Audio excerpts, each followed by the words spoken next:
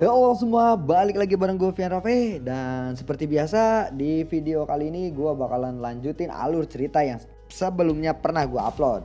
Oke, tanpa banyak basa-basi yuk kita langsung cek di shot aja alur ceritanya.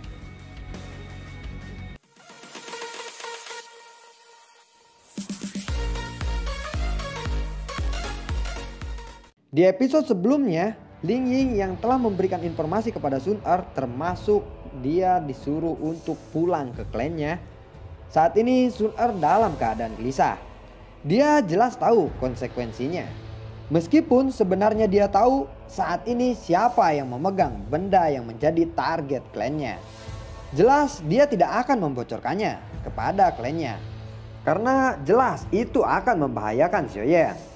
Di sisi lain, Lin Yan secara tiba-tiba masuk ke pavilion. Dia lalu berkata, "Xiaoyan, saya mendengar bahwa Anda telah kembali. Hahaha, apakah Anda punya waktu untuk spar hari ini?" Beberapa hari ini saya tidak bersenang-senang saat bertarung di beberapa pertandingan di arena pertarungan. Para bajingan itu lari begitu saja setelah melihatku. Saat dia melihat Xian duduk di sebelah Xiaoyan, dia langsung kaget dan batuk-batuk. Seperti itu. Kenapa kamu ada di sini?" ucap Lin Yan. "Kenapa kamu berteriak begitu keras?" ucap Jian. "Sial, mengapa orang ini ada di sini? Apakah kalian semua baik-baik saja?" tanya Lin Yan. "Kami sangat baik," jawab Xiaoyan. "Apakah kamu tahu identitasnya?" tanya Lian. Xiaoyan mengangguk. Dia tersenyum saat melihat Jian. "Aku sudah selesai makan. Aku akan pergi. Ingat kesepakatan kita. Selain itu, saya merasa bahwa Anda menyenangkan untuk dilihat. Anda dapat datang dan menemukan saya jika ada orang yang berani menggertak Anda. Saya akan memberikan pelajaran kepada setiap orang yang seperti itu. Seperti yang ada di samping Anda sekarang," ucap Jian. "Sialan, Xiaoyan, kapan kamu benar-benar mengenal Ratu Brute Force?" tanya Lin Yan. "Benar-benar tidak terduga orang yang menempati peringkat pertama di peringkat terkuat yang pernah kamu katakan sebelumnya adalah seorang gadis kecil itu," ucap Xiaoyan. "Dengan monster yang seperti ini yang ada di pihak Anda, apakah Anda masih takut kepada Liu Qing? Orang itu hanya akan bisa lari terbirit-birit ketika dia melihat Jian," ucap Lin Yan. Tidak lama kemudian, murid Atai memberi tahu Xiaoyan bahwa saat di akademi luar dia melakukan cuti. Saudaranya yang bernama Xiao Wu meminta menyampaikan bahwa klan Xiao mengalami masalah. Xiaoyan bersama Sun Er bergegas pergi ke akademi luar. Sun Er yang telah tiba di tempat itu, dia mendengar kata-kata Atai. Dia lalu berbicara, "Kakak Xiaoyan, kamu tidak perlu khawatir. Seharusnya tidak ada masalah yang terlalu besar yang akan terjadi di akademi Jianan," ucap Sun Er. "Namun kamu juga harus mengenal Xiao Yu dengan baik. Dia memiliki karakter yang angkuh. Kecuali benar-benar ada masalah besar, dia pasti tidak akan datang mencariku. Tidak peduli bagaimana orang mengatakannya. Kami juga dari klan yang sama. Terlebih lagi klan Xiao telah menjadi seperti ini karena aku. Saya juga merasa sedikit kasihan kepada mereka," ucap Xiaoyan. Hanya setelah kembali ke Akademi Jianan, dia melihat bahwa Xiaoli dalam terluka parah dan masih pingsan. "Apa yang terjadi? Bukankah kakak kedua seharusnya berada di Kekaisaran Jiama? Kenapa tiba-tiba sekarang ada di Akademi Jianan?" tanya Xiaoyan. Xiaoyu lalu menjawab, 2 hari yang lalu sepupu Xiaoli tiba-tiba muncul di pintu masuk Akademi Jianan dan meminta seseorang untuk memberitahuku tentang hal itu. Ketika saya bergegas keluar, saya sudah melihatnya dalam keadaan terluka parah. Saat melihatku, dia hanya mengucapkan satu kalimat sebelum dia jatuh pingsan," ucap Xiaoyu. "Kalimat apa itu?" tanya Xiaoyan. "Beritahu Xiaoyan sesuatu telah terjadi pada klan Xiao," ucap Xiaoyu. Xiaoyan lalu berkata, "Mari kita tunggu saudara kedua bangun sekarang. Begitu dia bangun, kita akan bisa tahu persis apa yang terjadi pada klan Xiao." Setelah beberapa saat, Xiaoli sadarkan diri dan batuk-batuk. Dia berkata, "Aku akhirnya bisa melihatmu, Xiaoyan.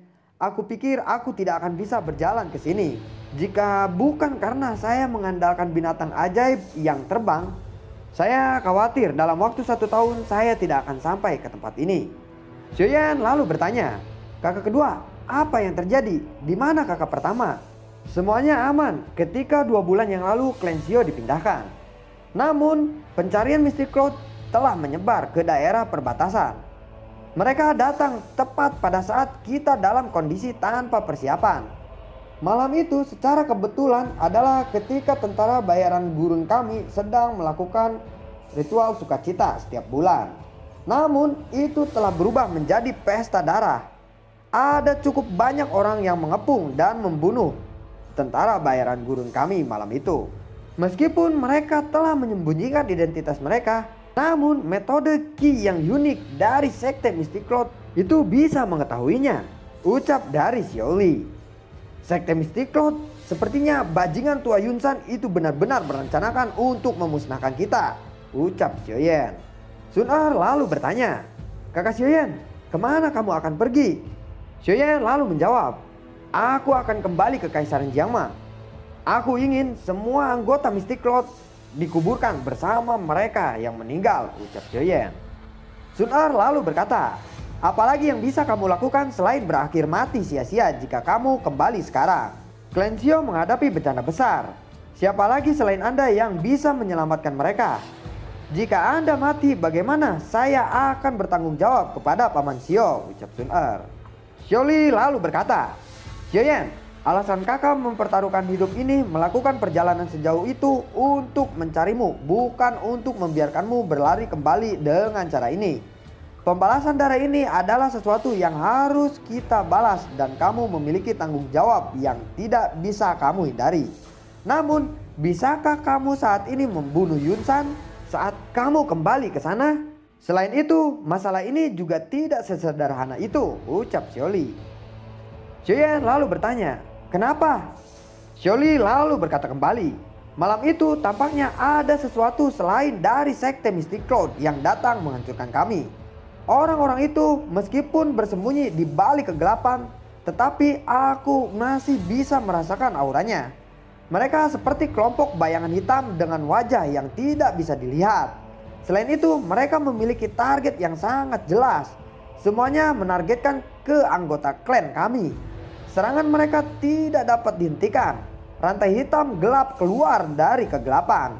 Rantai berwarna hitam ini sangatlah aneh, bahkan bisa menembus doki. Setiap kali setelah bayangan hitam misterius itu menyeret anggota klan kami, mereka akan menggeledah tubuh dari klan kami. Dari kelihatannya tindakan mereka tampaknya tidak disewa untuk membunuh. Sebaliknya, mereka sepertinya sedang mencari sesuatu," ucap Xiaoli. "Bayangan hitam, serangan rantai logam, mengapa Al Absol mengincar klan Xiao? Klan Xiao tidak memiliki hubungan sedikit pun dengan mereka," tanya Xiaoyan. Xiaoli lalu menjawab, "Kami tidak tahu persis apa yang mereka cari. Namun, penetua pertama telah berbicara dengan kakak sebelum dia meninggal. Dia memintamu untuk menjaga batu giok klan Xiao dan tidak boleh membiarkannya jatuh ke orang luar," ucap Xiaoli. Hanya setelah Xiaoli mengatakan ini, Xiaoyan mengerti mengapa Al Absol mengincarnya. "Oh, jadi begitu. Tujuan mereka adalah batu giok Tusi," ucap Xiaoyan. Xiaoli lalu berkata kembali, "Kami dikejar sepanjang jalan. Untungnya beberapa bala bantuan muncul pada titik kritis menyelamatkan klan Xiao kami yang tersisa," ucap Xiaoli. Xiaoyan lalu bertanya kembali, "Bantuan? Masih ada faksi dari Kekaisaran Jiangma yang berani bersaing dengan Sekte Mystic Cloud?" Xiaoli lalu berkata kembali, "Mereka membawa kami ke hutan gelap. Pada awalnya kami juga tidak mengetahui, mereka hanya mengungkap identitas mereka setelah berhasil mengalahkan pihak lain. Orang itu juga seseorang yang Anda kenal. Orang tua yang pernah mengikuti Anda di sampingmu," ucap Xiaoli. "Hai bodong, hai tua," ucap Xiaoyan. "Kakak pertama mungkin juga terluka parah, tetapi beruntungnya dia mempertahankan hidupnya dengan bantuan Hai Tua. Orang itu nampaknya memiliki posisi yang sangat tinggi dalam klan primer. Oleh karena itu, sisa anggota klan Xiao yang selamat telah diam-diam dipindahkan di bawah perlindungan mereka ke tempat di luar jangkauan Sekte Mystic Cloud. Binatang ajaib terbang yang saya kendarai ke Akademi Jianan juga dipinjamkan dari kelompok klan primer. Kalau tidak, dengan kemampuan finansial kami saat ini, saya hanya bisa berjalan ke Akademi Jianan dengan kaki saya. Saat ini perusahaan tentara bayaran logam gurun telah selesai sepenuhnya. Klan Xiao sedikit lebih baik, namun kondisinya sudah babak belur. Kekuatannya tidak lagi seperti dulu. Kita harus hidup dalam rahasia dan berjuang untuk bertahan hidup di ambang kematian, ucap Xiaoli. Kakak kedua, aku pasti akan membalas hutang darah ini, ucap Xiaoyan. Ya, kita harus membalas dendam ini kepada Sekte Mystic Cloud. Kalau tidak, bagaimana kita akan bertanggung jawab kepada sesepuh yang berjuang sampai mati? Jika kita tidak membunuh bajingan tua Yunsan itu, selama kita 3 bersaudara masih hidup, kita akan membuat kerugian besar untuk Mystic Cloud, ucap dari Xiaoli. Xiaoyu lalu bertanya, sepupu yang lebih tua Xiaoli, apakah orang tua saya baik-baik saja? Xiaoli lalu menjawab, Bibi Xiao baik-baik saja, tetapi paman kehilangan lengan selama pertempuran, ucap Xiaoli. Xiaoyan lalu berkata, kakak kedua, kamu harus lebih dahulu memulihkan diri dari lukamu. Perseteruan darah klan kami harus dibalaskan. Tetapi Anda dapat yakin bahwa saya tidak akan gegabah, hanya saja darah saya mendidih sebelumnya, ucap Xiaoyan. Xiaoding lalu berkata, orang lain bisa sembrono, tetapi kamu tidak bisa. Sekarang Anda adalah satu-satunya harapan dari seluruh klan Xiao. Masalah hilangnya ayah juga membutuhkan kekuatanmu. Kakakmu dan aku memiliki bakat pelatihan yang rendah darimu. Kita bisa mati, tapi kamu tidak bisa. Jika ada kecelakaan yang menimpa Anda, klan Xiao akan benar-benar selesai, ucap Xiaoding. Xiaoyan lalu berkata kepada Sun Er, Sun Er, ikuti aku, ada yang ingin saya bicarakan. Ceritakan beberapa informasi tentang yang disebut Hall of Soul. Dengan latar belakang Anda, saya pikir Anda seharusnya pernah mendengar tentang mereka, ucap Xiaoyan. Sun Er lalu menjawab, Hall of Soul, bagaimana kamu tahu tentang mereka? Xiaoyan lalu menjawab, saya pernah bertemu dengan mereka secara kebetulan. Metode serangan dari bayangan hitam yang dijelaskan oleh saudara kedua hampir sepenuhnya sama dengan beberapa orang dari Hall of Soul. Saya pikir itu pasti mereka. Entah bagaimana Mystic Cloud dan mereka bisa terlibat dalam masalah ini. Katakan padaku, ucap Xiaoyan. Sun Er lalu menjawab, Hall of Soul adalah organisasi yang sangat misterius dan aneh di benua itu. Hal yang paling mereka sukai adalah mencari tubuh spiritual di seluruh benua. Setelah itu mereka akan menangkap mereka semua. Bahkan saya tidak yakin mengapa mereka menginginkan begitu banyak tubuh spiritual. Organisasi ini memiliki jejak yang tersebar di seluruh benua. Tidak terduga bahwa mereka akan menyusup bahkan ke negara konservatif seperti Kekaisaran Jiangma. Hall of Soul telah ada cukup lama. Mereka juga menyadari banyak rahasia di benua ini. Saya pikir alasan mereka untuk mencari klan Xiao terkait dengan batu giok dewa kuno Tose di tangan kakak Xiaoyan. Potongan batu giok Tose di tangan kakak Xiaoyan sebenarnya hanyalah sebagian dari kunci.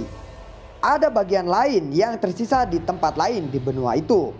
Klan saya memiliki peranan untuk itu.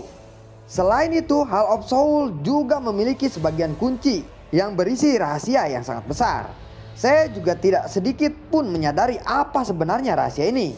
Satu-satunya hal yang saya dapat katakan kepada kakak Xiaoyan adalah bahwa tidak peduli apakah itu klan saya atau Hall of Soul, mereka sangat menginginkan kunci ini. Saat itu untuk memperebutkan kunci ini, klan saya bertarung dengan Hall of Soul. Meskipun akhirnya kami menang, kami tidak dapat apa yang kami inginkan. Sekarang Hall of Soul menyerang klan Xiao. Kemungkinan mereka telah memperoleh beberapa informasi tentang bagian dari kunci tersebut dari sumber yang tidak diketahui. Jika tidak, kekuatan klan Xiao tidak akan cukup untuk menarik mereka mengambil tindakan. Apa yang sedikit tidak diduga adalah bagaimana Mystic Cloud telah terkait dengan Hall of Soul. Namun dari apa yang diceritakan oleh Xiaoli, lelaki tua yang bernama Hai Bodong itu mampu mengalahkan orang-orang yang mengejar klan Xiao. Dari sini tampaknya Hall of Soul tidak benar-benar mengirimkan ahli sejati atau petarung-petarung kuat mereka. Tentu saja karena klan saya terus-menerus mengamati tindakan dari mereka. Oleh karena itu ahli sejati mereka tidak mungkin untuk dikirimkan pergi, ucap Sun Er. Kunci sialan itu lagi, ucap Xiaoyan. Lalu bagaimanakah kelanjutan ceritanya? Nantikan konten gue berikutnya dan semoga sehat selalu untuk kalian. Bagi yang suka akan konten gue dan alur ceritanya, silahkan kalian boleh share ke teman-teman kalian, ke WA, kemanapun kalian boleh share. Dan jangan lupa like dan subscribe ya. Oke, sampai jumpa. Terima kasih atas dukungannya dan assalamualaikum.